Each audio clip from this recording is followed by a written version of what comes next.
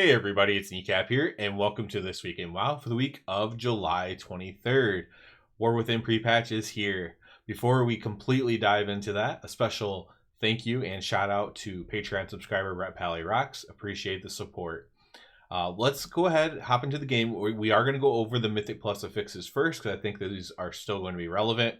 We're going to have Fortified, Afflicted, and Raging. Again, that's Fortified, Afflicted, and Raging will be this week's Mythic Plus affixes, assuming nothing weird happens. I've been waiting to kind of see, but it appears that we will not get any of the new affixes until the Mythic week, the Mythic Plus week of the War Within, is the way it seems as of now. So for these last few weeks, I believe we will still have these old affixes, so this should be the correct loadout of affixes here.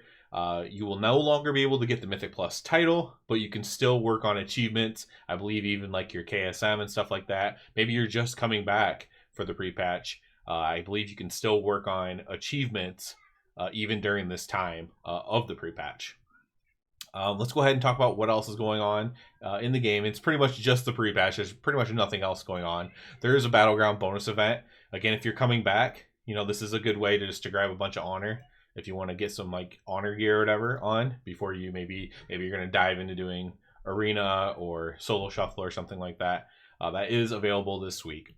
The biggest things going on, of course, are all the pre-patch activities for the week. Now, we've kind of gone over these a little bit already in some previous videos, but we'll go through them again real quick of what kind of things you're going to be able to do once this pre-patch launches, you know, as I'm making this video tomorrow, but today or later today.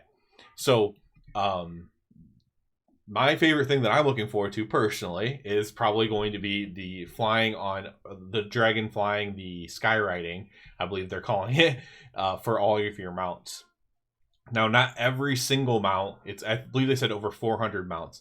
It's not every single flying mount in the game, but it's pretty dang close to all the flying mounts having some sort of skyriding option, and a lot of them even have some pretty cool animations and stuff like that. I'm looking forward to being able to fly some of my old mounts. I love the dragon riding mounts, you know, especially the renewed proto drake and some of the looks for that one. I really did enjoy that mount, but it'd be nice to be able to dragon ride, you know, on all my mounts. Now, it was nice unlocking the dragon riding on Azeroth and stuff like that all over the world, but it'll be really nice to be able to do it on my new mount, so I'm really looking forward to that. Another main feature that's going to be available right away is the Warband feature, where yes, all of the characters on your account are combined into one Warband. You can select 4 of them to be on your character select screen, but you'll be able to share things in a Warband bank with them, transfer currencies between them. Any currency that's transferable will have, so if you go to your currency tab, let's go to like, I don't even know, Dark Moon prize tickets. I don't know if these are transferable or not. Time Warp badges, I don't know if these are transferable or not. But what will happen is there'll actually be an icon of like a campfire, right? Similar to your login screen with the campfire. There'll be a campfire thing, and that means that you can send this currency to your other characters. It's bind on Warband, bind on account basically. So you'll be able to send that currency once you have the Warbands. Again, a Warband bank where you can share stuff with, and of course the cool little Warband screen as well, which everyone's pretty happy about, especially with the news that there's probably going to be more Warband screens in the future, and you'll be able to choose your, you know, which campfire you want your Warband to be at, essentially. The other major thing happening is the pre-patch event itself, right? So normally this would be the biggest thing, but you know, dragon riding and Warbands are kind of really big features to kind of fully be, you know, dragon riding's been around now for Dragonflight, but this is fully fleshed out. All the mounts everywhere, you know, fully fleshed out. And so we also have the actual pre-patch event, which is called Radiant Echoes. So if you're coming back to the game, or you want to just do these Radiant Echoes on an alt or on your main, whatever, you will get a quest to go to Dalaran basically and kind of set all this up. And basically what we're going to be doing is we're going, just to kind of like not do any kind of spoiler or anything, we're basically just going to be going around Azeroth reliving memories, I guess would kind of be the way to put it. And by completing these tasks, you'll gain this currency. That currency can get you stuff in the game, including gear. That's a big thing people do this for, is catch-up gear. Whether you're coming back to the game, from playing season 1 or season 2, whatever, or if you're just coming back for the War Within and you didn't even play Dragonflight. A lot of people have been. I've seen people asking that question just all kinds of places, not even on this channel necessarily. A bunch of people asking like, well, what's the best way to get gear in the pre-patch? And it's going to be this Radiant Echo event. You're going to do this event, and I believe it gives somebody left a comment on how high you can upgrade it, but it's like gear that upgrades into the low 500s, I believe. I think it starts in the 490s and can upgrade up into the 500s. I believe that's what a very helpful commenter mentioned on a different video, that it can go up to the 500s, which is pretty good. It's like I play the game a lot, and I'm only at 522. You know, maybe if I would have upgraded my crafting pieces, I'd be at like 525, but still that's only like 20 item levels lower either way, of someone who plays the game a lot. So you'll be set up pretty nicely to head into War Within with that Radiant Echoes gear, and that'll be more than enough to do anything in Dragonflight that maybe you still haven't done. Like maybe you want to just go try some of the world quests, you want to go try some of the world events. That 502 gear, whatever, 493, even if you don't upgrade it, that gear will be enough to like let you try stuff out in the game, and just be ready to go for that. So I'm super excited for the pre-patch.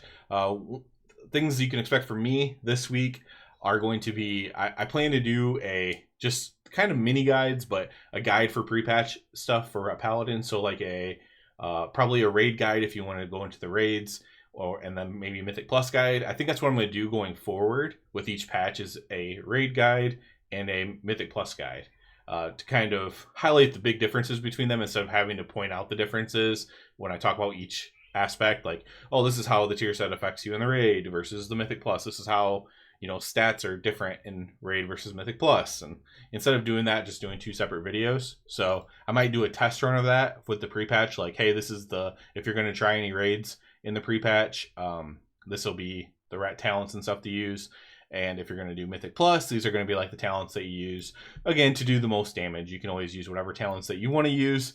I always just am telling you how to do the most damage possible, because I like to be at the top of the meters, especially when I'm in pugs and stuff. So yeah, worth noting on that raiding front is that all of the raids will be awakened for this last part. So Vault, Avarice, and Amedrasil, they'll all be awakened for this last month here. So any raid that you do will be of the current season. So it'll be a season 4 raid. Again, if you're coming back and you don't even understand what I'm talking about right now, Vault of Incarnates right now, this week, or it would be last week, was awakened, which means that this one was season 4 year. Whereas if you did Avarice or Amedrasil, you could go back and do those for mounts or for achievements or whatever, and it would actually be of that same difficulty. So it would be like doing an old raid. Just for an example, it'd be like doing the opening raid during Wrath of Lich King, even though you're on. It'd be like doing Naxxramas in Wrath of Lich King, even though that you're in full